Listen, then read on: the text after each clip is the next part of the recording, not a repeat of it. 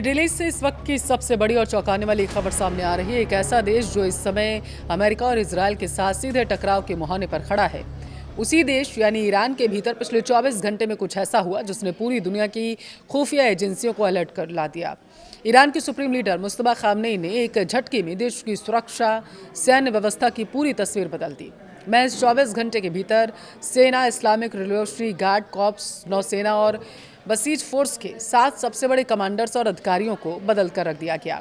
युद्ध के इस तनावपूर्ण माहौल के बीच ईरान में हुए इस टॉप लेवल फेरबदल का आखिर मतलब क्या है? क्या ईरान किसी बहुत बड़े युद्ध की तैयारी कर रहा है या फिर देश के भीतर ही किसी बगावत या खतरे का डर सता रहा है? आज के इस वीडियो में हम मुस्तफा खामनेई के इसी मास्टर स्ट्रोक का पूरा डिकोड करने वाले हैं। समझेंगे कि इन 7 नई नियुक्तियों के पीछे ईरान का असल गेम प्लान क्या है। तो वीडियो को लास्ट तक जरूर देखिएगा। नमस्कार, आपके साथ मैं पल्लवी रविंद्र सिंह। देखिए, सबसे पहले बात करते हैं कि आखिर बदलाव हुए क्यों हैं और कमान किन हाथों में सौंपी गई है। ईरान की सुरक्षा व्यवस्था कोई आम ढांचा नहीं है या बेहद ही जटिल है। सुप्रीम लीडर मुस्तफा खामनेई ने सबसे बड़ा बदलाव सशस्त्र सेनाओं के टॉप लेवल पर किया है। मेजर जनरल अली अब्दुल्लाही को ईरान की सशस्त्र सेनाओं का नया चीफ ऑफ स्टाफ बना दिया गया। अब्दुल्लाही का बैकग्राउंड बहुत ही मजबूत है। वह एक पायलट रह चुके हैं, पहले रिवोल्यूशनरी गार्ड यानी कि आईआरजीसी से जुड़े थे और उनके साथ ब्रिगेडियर जनरल क्यूमर्स हैदरी को डिप्टी चीफ ऑफ स्टाफ बनाया गया, जो पहले इस सेना के कमांडर रह चुके हैं। अब आते हैं ईरान की सबसे खूंखार और ताकतवर फोर्स की बात करेंगे, यानी कि आईआरजीसी की। देखिए, अहमद वहीदी को ब्रिगेडियर जनरल से प्रमोट करके मेजर जनरल बना दिया गया और आईआरजीसी का नया कमांडर इन चीफ नियुक्त कर दिया गया है। मेजर जनरल मुस्तफा इजादी को आईआरजीसी का नया डिप्टी कमांडर बनाया गया। 5वें नंबर पर आते हैं, समुंदर में ईरान की ताकत बढ़ाने के लिए रियल एडमिरल अली अजमाई को आईआरजीसी नेवी की कमान सौंप दी गई। छठा बदलाव क्या है? देश के भीतर आंतरिक सुरक्षा और विरोध प्रदर्शनों को कुचलने वाली ताकतवर यूनिट बसीज रेजिडेंस फोर्स का प्रमुख जो है उन्हें बना दिया गया है वलूसमिलीन हुसैन ताइब को। वह कोई जो पूरा मामला है ना, कोई रूटीन ट्रांसफर के तौर पर आप मत देखिएगा। एक साथ पूरी मिलिट्री लीडरशिप को बदल देना साफ संकेत दे रहा है कि ईरान की रणनीति में कोई बहुत बड़ा बदलाव आने वाला है।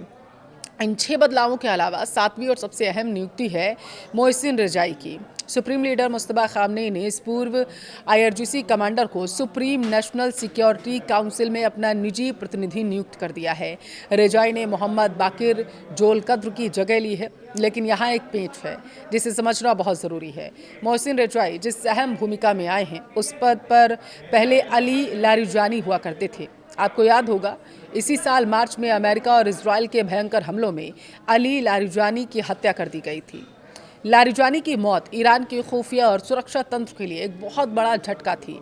मोहसिन रजाई कोई आम नेता नहीं है। उनके पास ईरान इराक युद्ध के दौरान का लंबा अनुभव है और वो शुरुआती दौर में रेवोल्यूशनरी गार्ड्स के संस्थापकों और कमांडर्स में से एक माने जाते हैं।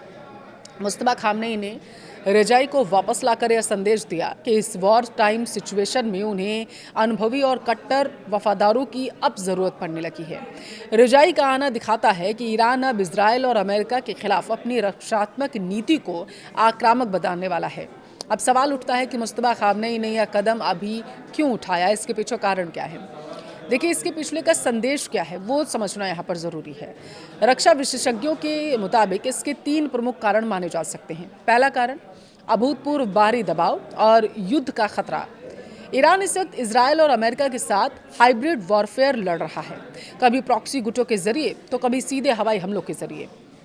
मुस्तफा खामनेई अपनी सेना और आईआरजीसी को ऐसे अधिकारियों के हाथ में देना चाहता है जो सिर्फ थ्योरी नहीं बल्कि प्रैक्टिकल युद्ध कौशल जानते हों, जैसे कि अली अब्दुल्लाही और मोहसिन रजाई। दूसरा कारण क्या है? आंतरिक सुरक्षा और सिस्टम की सफाई।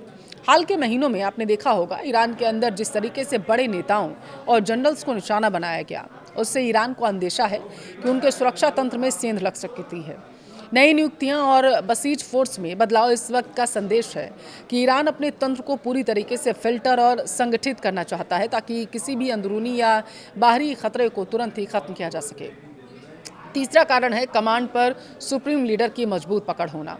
जब भी कोई नया नेता या लीडर सत्ता के शीर्ष पर होता है, वह अपनी खुद की एक वफादार कोर टीम बनाता है। मुस्तफा खामनेई यह सुनिश्चित कर रहे हैं कि ईरान का पूरा सैन्य ढांचा सीधे तौर पर उनके कंट्रोल में रहे। इन बड़े बदलावों के बीच अंतर्राष्ट्रीय मीडिया में मुस्तफा खामनेई की सेहत को लेकर भी कोई तरीके की अफवाहें देखी गईं। यह कहा जा रहा था कि शायद उनका स्वास्थ्य ठीक नहीं है और इसी जल्दबाजी में या नियुक्तियां की जा रही हैं। लेकिन ईरान के राष्ट्रपति मसूद पेजेश्कियान की इन सभी अफवाहों को सिरे से खारिज करते नजर आए। ईरानी न्यूज एजेंसी ISNA के मुताबिक राष्ट्रपति पेजेश्कियान ने मुस्तफा खामनेई से मुलाकात के बाद साफ संकेत दिया था कि सुप्रीम लीडर पूरी तरीके से स्वस्थ हैं। उनके साथ बैठक के बाद शानदार रही है बातें। यह बयान ईरान की जनता और सेना का मनोबल बढ़ाने का काम करने का तरीका नजर आया। इन बदलावों के बाद एक ऐसा सवाल खड़ा हुआ जो ईरान की पूरी सियासत को हिला सकता था। सवाल यह है कि ईरान में आज की तारीख में असली दबदबा आखिर किसका है। माना गया कि मुस्तफा खामनेई का है या फिर किसी और का या फिर राष्ट्रपति पेजेश्कियान का, क्योंकि कई समय से मुस्तफा खामनेई बीमार थे। माने जा रहा था, सवाल तो ये उठे कि वो जिंदा भी हैं या नहीं है। लोग ये भी सवाल करने लगे थे। अब देखिए, मुस्तफा खामनेई सच में क्या इतने ताकतवर हैं कि वो अपनी मर्जी से पूरे सिस्टम को चला सकते हैं, या फिर ईरान की सबसे खूंखार फोर्स जो है IRGC, उसका दबदबा ज़्यादा नज़र आ रहा है और वो मुस्तफा खामनेई को मात्र एक कठपुतली की तरह इस्तेमाल कर रही है। ईरान की सत्ता को समझने के लिए सबसे पहले आपको IRGC की असली ताकत को समझना होगा।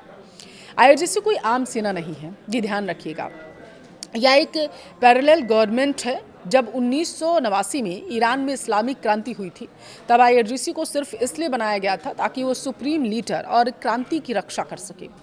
लेकिन आज 2026 आते आते यह फोर्स एक ऐसा अजगर बन चुकी है जिसने ईरान की पूरी अर्थव्यवस्था को ही, राजनीति, विदेश नीति को निगल कर रख लिया है।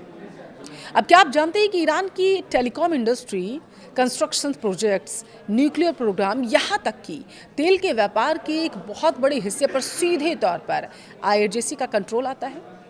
इनकी एक कंस्ट्रक्शन कंपनी है खातम अल अंबिया, जो ईरान में अरबों डॉलर के प्रोजेक्ट्स चलाती है। इसके अलावा मिडिल ईस्ट में फैले हिजबुल्लाह, हुतियों और हमास जैसे प्रॉक्सी गुटों को मुस्तफा खामनेई नहीं बल्कि IRGC की एलीट कुद्स फोर्स कंट्रोल करती हैं।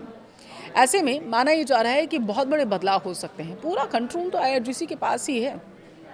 अब इसमें ये कहना गलत नहीं होगा कि पैसा, पावर, हथियार तीनों IRGC की मुट्ठी में है। अब आते हैं मुस्तफा खामनेई पर। मुस्तफा के पास सत्ता तो है, लेकिन उनके पास धार्मिक कद वो नहीं है, करिश्मा नहीं है जो उनके पिता आयतुल्लाह अली खामनेई के पास या फिर रूहुल्लाह खोमनेई के पास हुआ करता था। ईरान के कट्टरपंथी धार्मिक नेता और आम जनता हमेशा से ही मुस्तफा के नेतृत्व को संदेह की नज़र से देखती रही है। जिस तरीके से कुछ समय के लोग गायब हो गए थे, उससे संदेह और ज़्यादा बढ़ गया। लोग समझने लगे थे कि शायद वो कमज़ोर हैं, शायद वो अमेरिका का सामना ही नहीं कर पा रहे हैं जिस तरीके से उनके पिता किया करते थे। और यहीं से शुरू होता है असली पावर गेम। अपनी इस कमज़ोरी को छिपाने और गद्दी पर अपनी पकड़ बनाए रखने के लिए मुस्तफा अली खामनेई पूरी तरीके से IRGC और मिलिट्री इंटेलिजेंस पर निर्भर हो गए। अगर कल को ईरान की सड़कों पर बगावत हो जाए तो उसे मुस्तफा को के भाषण नहीं बल्कि IRGC और बसीज फोर्स की गोलियां रोकती अगर आपको नज़र आने लगे तो इस पर आप ज़रा सा चौंकिएगा नहीं। मुस्तफा इस बात को बहुत अच्छी तरीके से दरअसल जानते हैं कि वो तब तक कुर्सी पर हैं जब तक IRGC के टॉप जनरल्स उनके साथ खड़े हुए हैं। और इसी मजबूरी को समझने के बाद अगर हम उन 7 नई नियुक्तियों को देखें तो पूरी कहानी शीशे की तरह साफ होती है कि आखिर ये नियुक्तियाँ क्यों की गई थी। जब मुस्तफा ने अहमद वहीदी को IRGC का नया कमांडर इन चीफ बनाया था और मोहसिन रिजाई को सुप्रीम नेशनल सिक्योरिटी काउंसिल में अपना प्रतिनिधि उन्होंने चुन लिया, तो यह मुस्तफा की तानाशाही नहीं थी बल्कि यह मुस्तफा का IRGC के साथ किया गया एक सौदे के तौर पर देखा गया। ये वो नाम है जो IRGC के संस्थापकों में से एक है। मुस्तफा ने इन पुराने और खूंखार कमांडर्स को सत्ता के केंद्र में लाकर खड़ा कर दिया, IRGC को खुश करने की कोशिश की, संदेश दिया सरकार में आपकी हिस्सेदारी और बढ़ेगी, बस मेरी कुर्सी को कुछ नहीं होना चाहिए, सुरक्षित रहनी चाहिए, डगमगाने नहीं चाहिए इसके चारों पैर। वहीं दूसरी तरफ हुसैन तायब को बसीज फोर्स का चीफ बना दिया गया। अब ये दिखाता है कि मुस्तफा किसी भी अंदरूनी विरोध को कुचलने के लिए आईआरजीसी के सबसे क्रूर चेहरों पर भरोसा करने लगे हैं। यानी ये नियुक्तियां जो हैं, खामनेई का मास्टर स्ट्रोक कम, आईआरजीसी के सामने उनका सरेंडर ज़्यादा लग रहा है। तो फाइनली ईरान का असली बॉस कौन है, इसका जवाब ना तो पूरी तरीके से मुस्तफा खामनेई है और ना ही पूरी तरीके से आईआरजीसी है। आज का ईरान एक म्यूचुअल डिपेंडेंसी यानी एक दूसरे की मजबूरी पर चलता हुआ नजर आ रहा है, जो कभी सिर्फ आयतुल्लाह खामनेई के कंधों पर चलता था। मुस्तफा को सत्ता में बने रहने के लिए आईआरजीसी की बंदूकों और ताकत की ज़रूरत है। आईआरजीसी को अपने अरबों डॉलर के बिजनेस और भ्रष्टाचार को कानूनी जामा पहनाने के लिए मुस्तफा की ज़रूरत है। सुप्रीम लीडर वाली कुर्सी चाहिए, उनके मुहर की ज़रूरत है। लेकिन अगर कभी इन दोनों के बीच टकराव हुआ तो पलड़ा भारी आईआरजीसी का रहेगा, क्योंकि ईरान में आज भी कहावत है, सुप्रीम लीडर देश को दिशा देता है, लेकिन उस दिशा में कौन चलेगा या आईआरजीसी तय करती है। आपको क्या लगता है कि आने वाले समय में मुस्तफा खामनेई आईआरजीसी को अपने कंट्रोल में कर पाएंगे या आईआरजीसी ईरान में पूरी तरीके से मिलिट्री शासन ले आएगी? अपने विचार कमेंट्स में ज़रूर दीजिएगा।